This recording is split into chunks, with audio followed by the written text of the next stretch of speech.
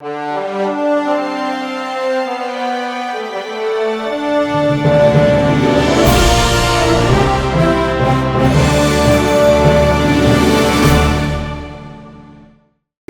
one of the most, or the most frequent questions I get about MAPS Red when we get someone first started is the pull-up. And how to regress from that? Yeah, and pull-up's very challenging. A lot of people, men and women, can't even get a single full pull-up. And there's some options we've talked about, like if you have like a Gravitron or a weighted assisted machine is a great one. Or a band. Or bands to wrap around. This is probably the next regression or option that I would give somebody that almost any gym's gonna have this setup, right? Any gym that has a squat rack, even the Smith machine that we hate so much. You can use that for that. You could, yeah. If I were a great way to use it. Yeah, if you were to catch me using the Smith machine, this is one of the ways that I would use a Smith machine with my clients. So I'm with you on that. It is a row, and what I'm gonna do is I'm gonna come underneath the bar. And there's different ways that we can regress and progress even this movement by elevating my feet or bending my feet underneath me.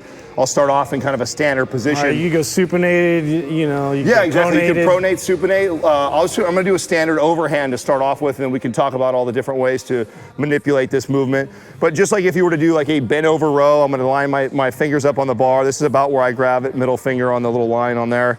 And I'm gonna bring myself underneath the bar. And I wanna get in a position that when I pull my chest up, it's gonna get lined up right with the bar. So my nipple line is lined up with that bar as I come up. And these are and I wanna make sure I keep my abs tight. Abs tight, the back is straight. And stick your chest out when you pull up, right? Look at that, scapular retraction.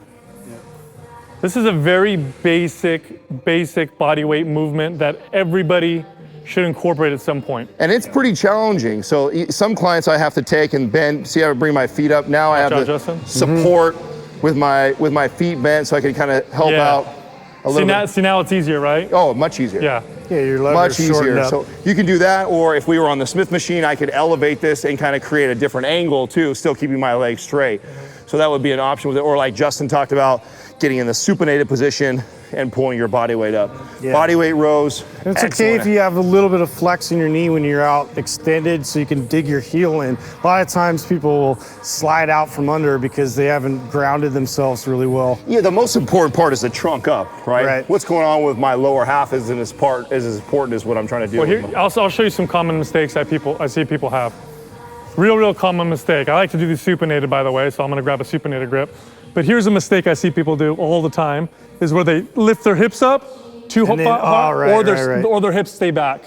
You wanna have a nice, tight core, tight body. This is the position. So it's not way up here, and it's not way down here. Or they'll combo the both, right? So they'll go down, and they'll use their hips to drive up into it. Yeah. So it turns into an air thrusting move. I call those Ron Jeremy rows. We're not doing those today. We're doing straight body row, nice straight tight thrusting your way to the finish line. Yeah, exactly. So great way to regress a pull-up. It's damn near as challenging, but and where the bar is at. So right now this is probably right for me.